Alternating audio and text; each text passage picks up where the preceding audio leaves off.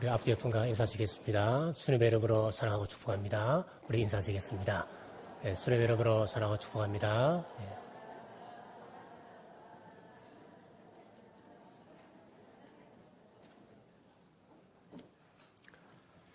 네. 고난 극복의 힘이라고 하는 제목으로 말씀을 선포하겠습니다.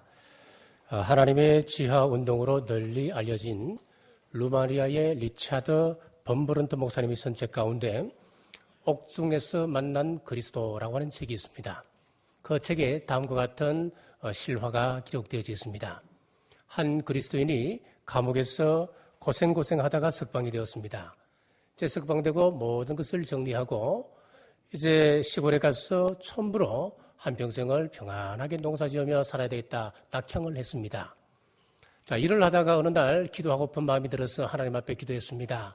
하나님, 저도 하나님처럼 온전한 사람이 되고 싶습니다. 라고 기도했더니만 즉각 하나님의 응답이 이렇게 왔습니다.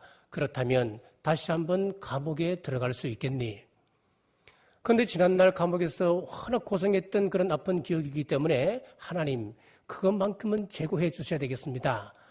감옥만큼은 안 되겠습니다. 그런데 기도하면 기도할수록 자기 마음속에 감옥에 들어갈 수 있니? 감옥에 들어갈 수 있니? 하는 하나님의 목소리가 들리는 겁니다. 자, 오랜 고민 끝에 항복했습니다. 그것이 주님을 닮는 길이고 하나님의 온전함을 닮는 길이라고 한다면 제가 그 길을 가겠습니다. 라고 기도했더니 마음의 평안이 찾아왔습니다. 그때 비밀 경찰이 들어왔고 다시 감옥에 들어가서 모진 고생을 받습니다. 굶주리고 매맞고 햇빛도 들어오지 않는 그 독방에서 그가 할 수 있는 일이라고는 기도하는 것밖에 없었습니다. 그러면서 감옥 감방벽에 조금 틈이 있어서 그 조그만 구멍으로 옆방의 사람과 대화를 합니다. 당신의 이름은 무엇입니까? 당신은 무슨 죄 때문에 여기 들어왔습니까? 어느 날 옆방에 누군가 또 들어왔습니다. 당신은 누구요? 했더니 자기 아들이었습니다. 하나님 앞에 이렇게 기도했습니다. 하나님, 우리 부자로 하여금 주님의 십자가 길을 걸어갈 수 있도록 함께 이 길에 불러주셔서 감사합니다. 아버지가 옆방에서 아들을 잘 격리해서 순결하고 흠없는 아들로 성장시켜 갔다고 하는 그런 이야기입니다. 하나님은 온전케 되는 일을 편안한 가운데 이루지 아니하고 고난 가운데 이루십니다. 모세는 성깔이 대단한 사람 아니었습니까? 그리고 왕자로서 궁중교육을 받았기 때문에 그는 무술에도 타고난 사람이었습니다. 그런 모세를 왜 하나님께서 광야로 몰아서 40년의 긴 세월 동안 침묵하게 하시고 또 절망에 빠뜨렸을까요? 그가 40세에 하나님 앞에 부름받았을 때에 하나님께서 모세를 평가하기를 이 사람 모세는 지면의 모든 사람보다 온유함이 성하다 그랬지 않습니까? 온유하다고 하는 것은 다른 사람의 잘못을 품어줄 수 있는 넉넉한 마음입니다. 길들여진 그 마음을 온유라고 이야기합니다. 우리가 왕같은 제사장으로 부름을 받았고 사람을 섬기기 위해서 부름받았습니다마는 우리가 사람을 섬긴다고 하는 것이 얼마나 힘든 일입니까? 사람이 똑똑하고 잘나면 나보다 못난 사람 용납하기가 참 힘이 듭니다. 또 내가 좀 못났다고 생각하면은 나보다 잘난 사람 꼴을 못 봐줍니다. 사람의 마음은 정말 바꿔지기가 참 힘이 듭니다. 그래서 하나님은 광야와 시련을 통하여서 사람의 마음을 교정시키고 계십니다. 오늘 본문 시편 22편의 말씀은 다윗이 썼습니다. 다윗은 꽤 괜찮은 사람입니다. 똑똑한 사람이었습니다. 그런데 그가 얼마나 숱한 세월 동안 왕이 이를 갈면서 그를 죽이려고 전 군대를 풀어서 추격해 왔지 않습니까? 이유 없는 고난의 세월을 지나면서 그 다윗은 어떻게 지냈을까요? 그가 그 절망적인 고통의 세월을 무슨 힘으로 버텨낼 수 있었을까요? 고난 극복의 힘을 구체적으로 살펴봅니다. 첫째는 그는 하나님을 높이고 하나님을 찬송하며 살았습니다. 3절 말씀입니다. 이스라엘의 찬송 중에 계시는 주여 주는 거룩하시니이다. 하나님은 이스라엘 찬송 가운데 거하신다 말씀하고 계십니다. 사무엘상 16장 14절에서 15절 말씀에 보면은 여호와의 영이 사울에게서 떠나고 여호와의 부리시는 악령이 그를 번뇌하게 한지라 사울의 신하들이 그에게 이르되 보소서 하나님께서 부리시는 악령이 왕을 번뇌하게 하온즉 23절에 가서 보면은 여호와 하나님께서 부르시는 악령이 사울에게 이를 때에 다윗이 수금을 들고 와서 손으로 탄적 사울이 상쾌하여 났고 악령이 그에게서 떠나더라. 이스라엘의 초대왕이었던 사울왕의 시작은 참 좋았습니다. 그런데 중간에 변질되어서 귀신이 들려서 미친 행동을 합니다. 자, 그때 다윗을 초청하여 찬양을 듣게 되면 악령이 떠나가는 역사가 일어났습니다. 피아노를 치는 사람은 많습니다. 레슨을 받고 오랜 기간 동안 연습하게 되면 누구나 피아노는 칠 수 있습니다. 그러나 악기를 다룬다고 다 똑같은 것은 아닙니다. 그 악기의 연주를 통해서 하나님의 신이 임하고 우리의 심령이 변하고 가슴이 열려지는 찬양은 참 적습니다. 노래하는 사람은 많습니다.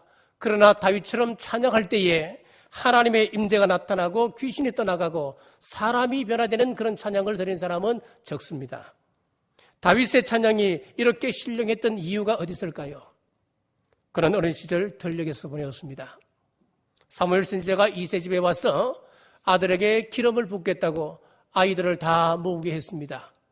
그때 아버지 이세가 7 아들은 옷을 입혀서 사무엘 앞에 보이지만은 막내 아들이었던 8째 다윗은 들녘에 양을 치게 했습니다.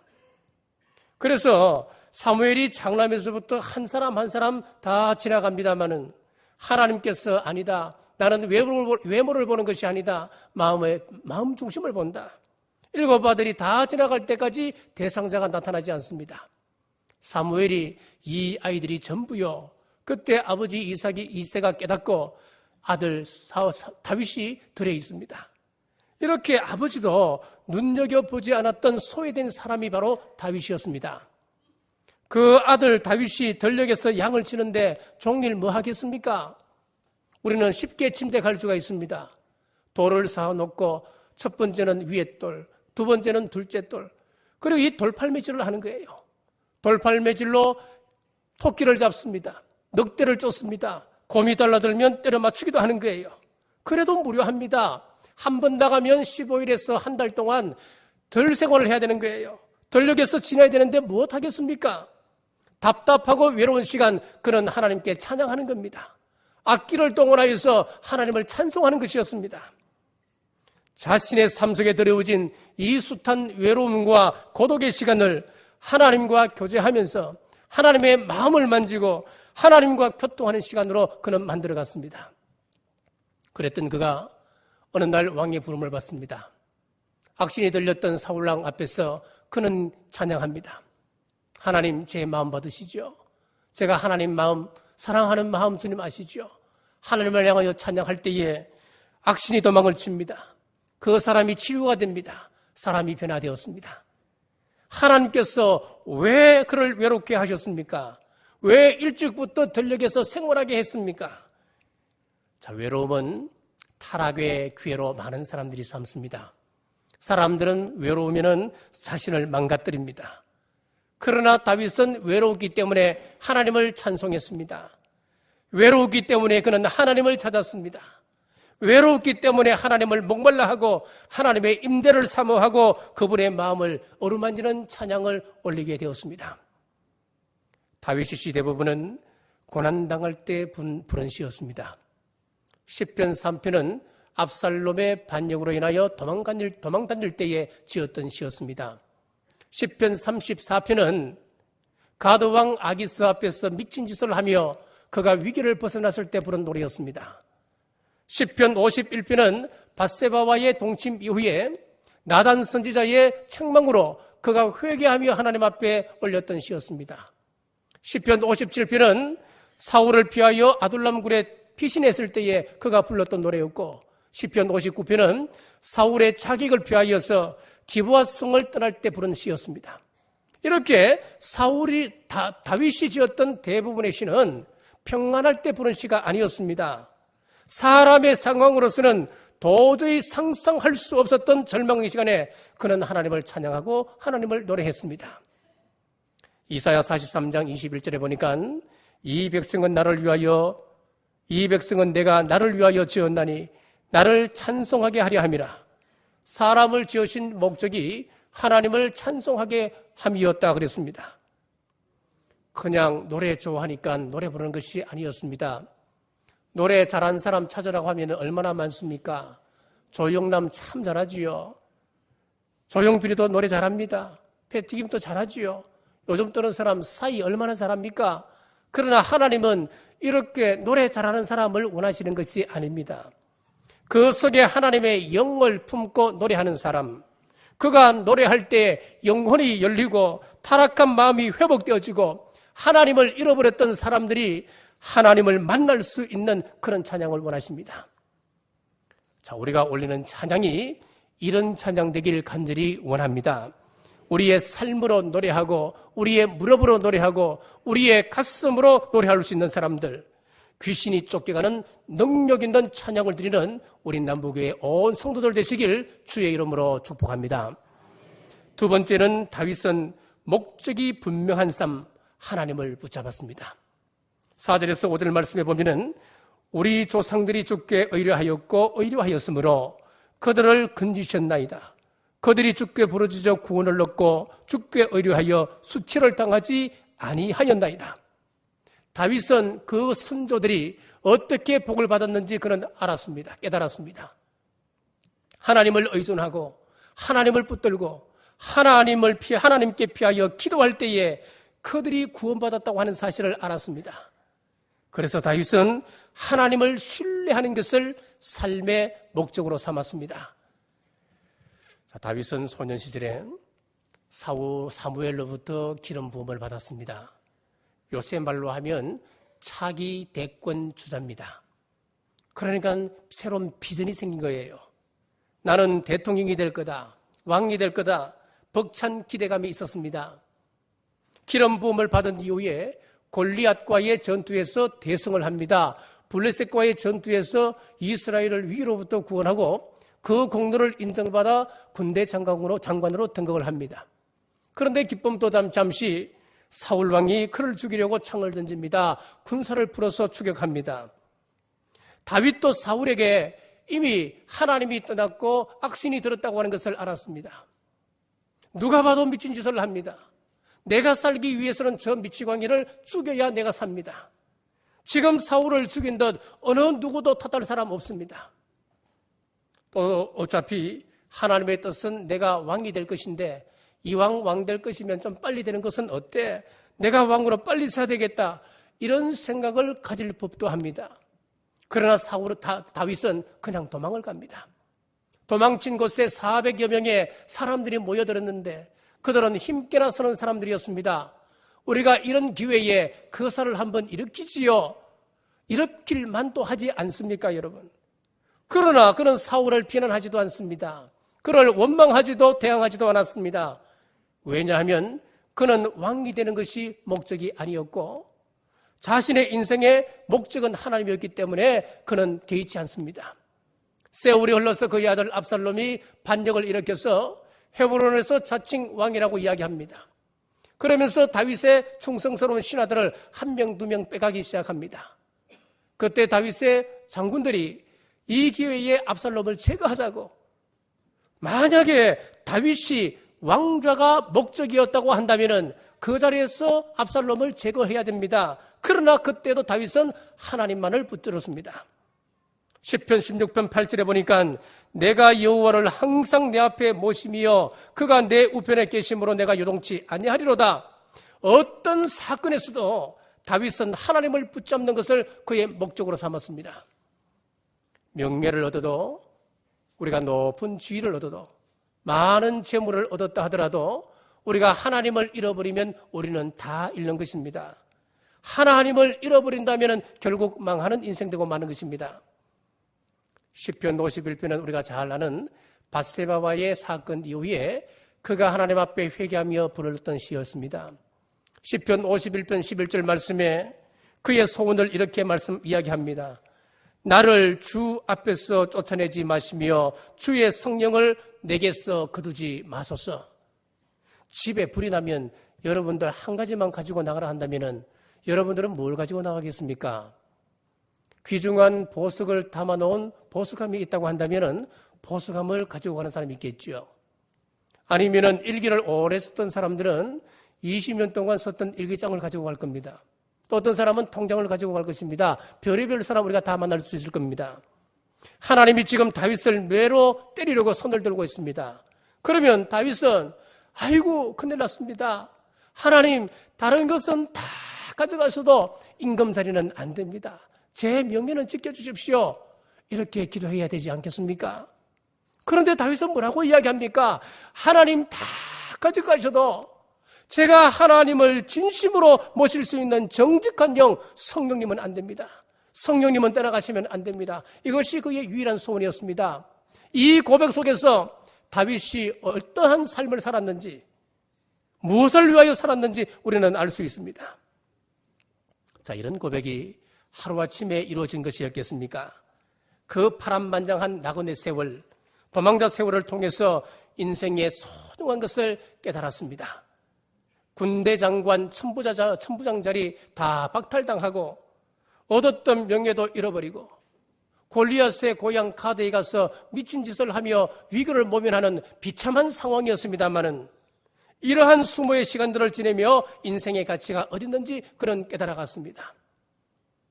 고난은 참으로 아름다운 결과를 가져옵니다. 빌립보서 1장 21절 말씀에 내게 사는 것이 그리스도니 죽는 것도 유익하다. 이런 인격, 이런 삶으로 변화된 것에는 많은 시련과 연단이 필요합니다. 광야 없이, 연단 없이 쓰임받은 종들은 아무도 없습니다. 성경 다음으로 많이 읽히는 철로 역정을 썼던 존 번연은 초등학교 학력이 전부입니다. 그리고 11년 동안 감옥에 들어가서 이루 말라 할 수 없는 고난을 겪었던 사람이었습니다. 그가 그러한 고난 속에서 내가 세상에 배운 것, 나의 짧은 학력은 다 잊어버려도 내 가슴 속에 새겨진 주님, 주님으로부터 얻어진 교훈은 잊을 수가 없었다. 그런 고백했습니다. 신라권을 썼던 밀턴을 보십시오. 그는 17세에 이혼을 했습니다. 얼마나 아픈 경험입니까? 그리고 실명을 했습니다. 그리고 시간이 지나면서 완전히 장님이 되고 말았습니다. 하지만 그는 하나님과 동행했고 그의 위대한 생애에 하나님께서 함께 하심으로 위대한 작품을 쓰게 되었습니다. 사도 요한은 밤모섬에서 이루 말할 수 없는 고난을 겪었습니다. 요한계시록 1장 9절 말씀에 나 요한은 너희 형제요 예수의 환난과 나라와 참음에 동참하는 자라라고 했습니다. 우리 예수님의 환난에 동참할 때에 하나님께서 그의 영안을 열어주셔서 앞으로 있을 일 요한계시록을 기록하게 되었습니다. 그렇습니다. 지금 우리 앞에 수많은 아픔이 있습니다. 수많은 상처와 고통이 있습니다. 그 고통 속에서 우리의 목적이신 하나님을 붙잡으시는 우리 남북의 온 성도들 되시길 주의 이름으로 축원합니다. 세 번째, 다윗은 기도함으로 고난을 극복했습니다.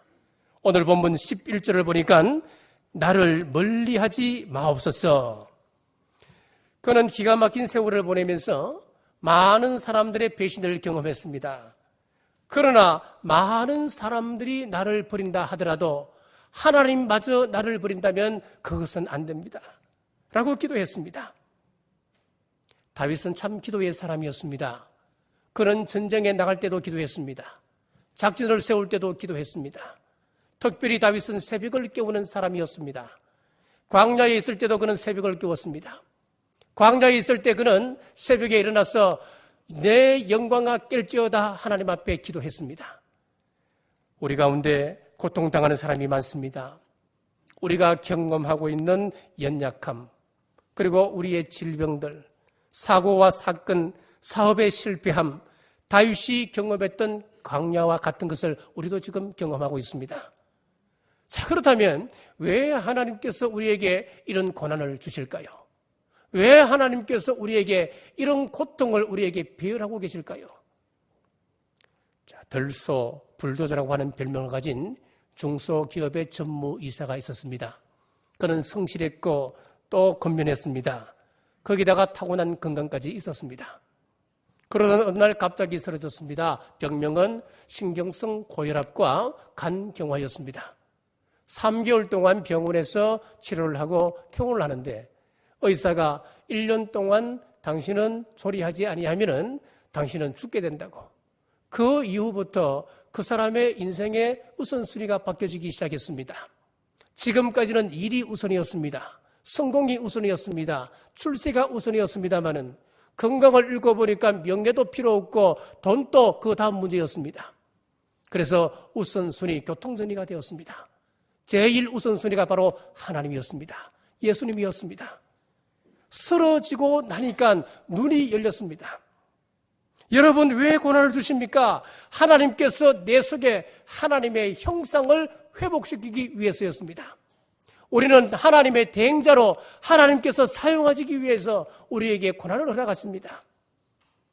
우리가 당하는 고난 가운데 하나님의 뜻을 발견하고 우리 속에 하나님의 형상을 회복하는 여러분 되시길 간절히 바랍니다.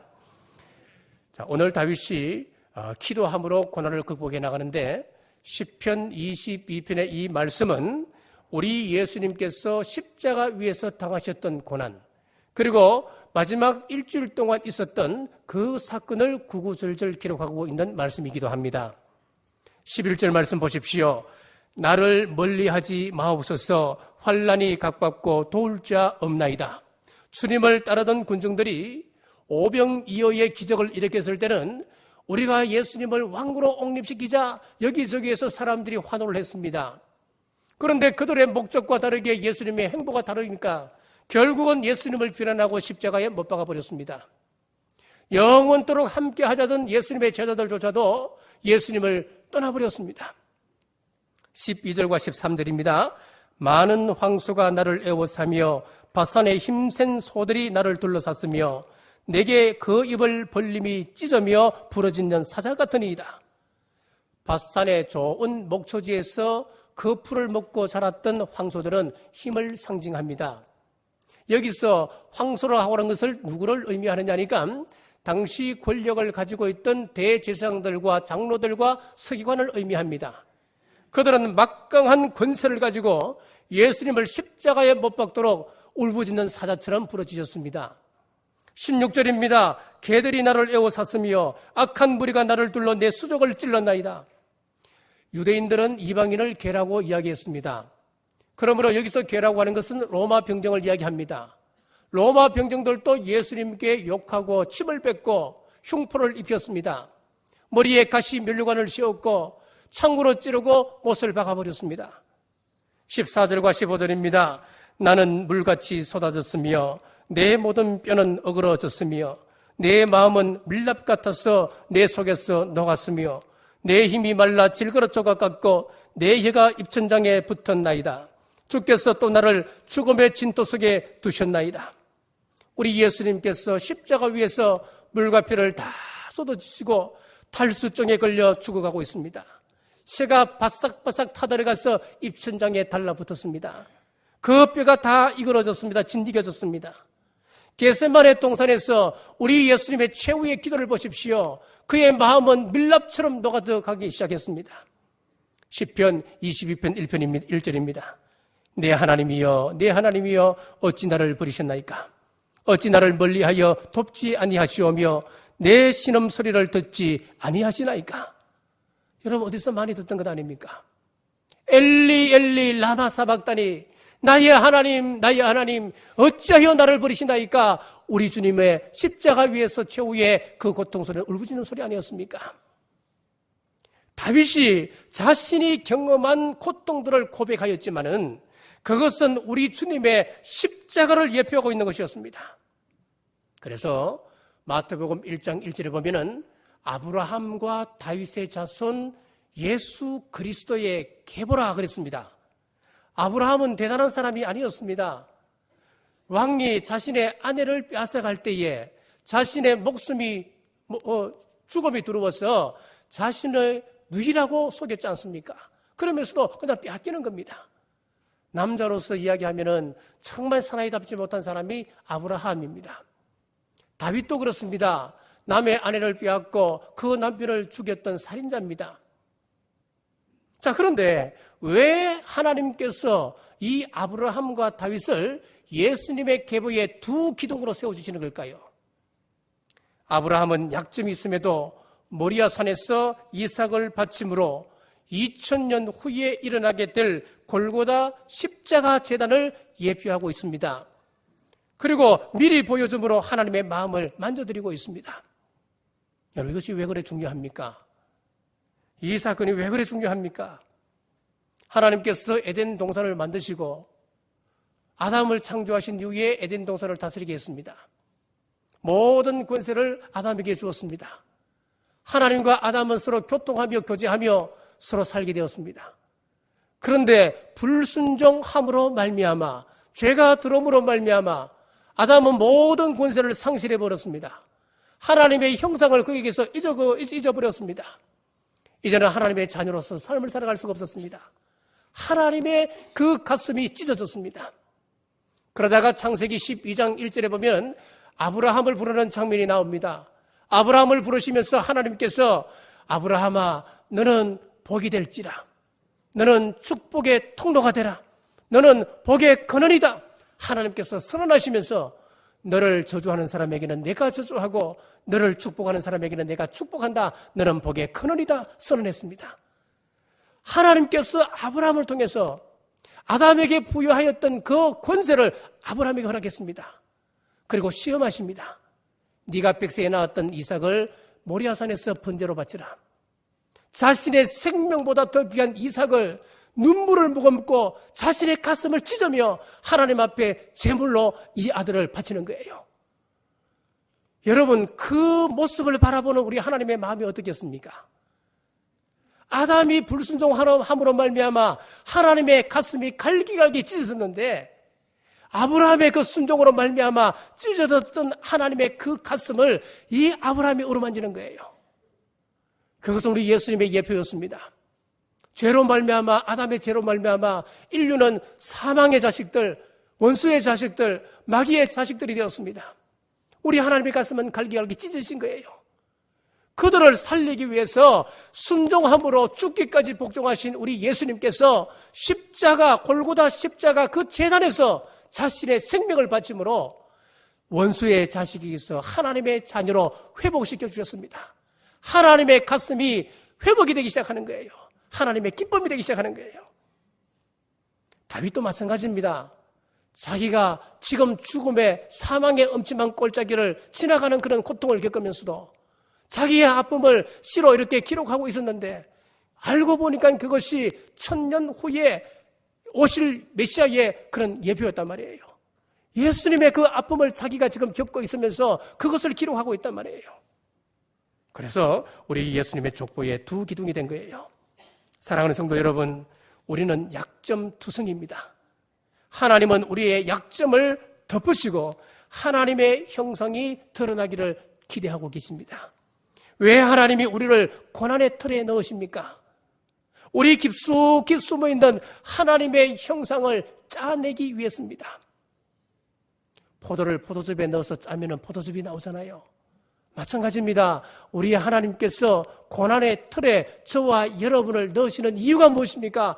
우리 속에 깊이 감추어져 있는 예수님의 형상, 하나님의 형상을 짜내기 위해서였습니다.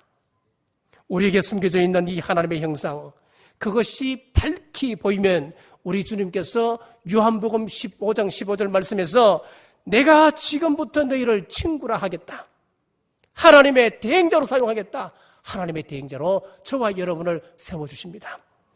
우리 앞에 펼쳐진 수많은 고난은 하나님의 형상을 드러내기 위한 하나님의 방법임을 깨달으시고 다윗처럼 고난 앞에서 하나님을 높이고 찬양하며 하나님을 붙잡는 목적이 분명하고 기도하는 삶을 사시는 여러분 되시길 주의 이름으로 축복합니다. 기도하겠습니다. 자비로우신 아버지 하나님, 오늘 말씀을 통하여 하나님의 마음을 조금이나마 깨닫게 해주셔서 감사합니다. 고난은 하나님의 형상을 회복하기 위한 하나님의 방법이었습니다. 하나님의 대행자로 세우기 위한 특별한 방법임을 알고 아브라함이나 다윗처럼 하나님의 마음을 어루만지는 우리 남부교회 온 성도들 되게 하여 주옵소서. 고난이 올수록 하나님을 더 찬양하고 더 하나님을 붙잡게 하시고 더 기도하는 우리 남부교회 온 성도들 되어서 우리 주님 모실 때 천국 백성 되게 하여 주옵소서. 예수님 이름으로 간절히 기도하옵나이다.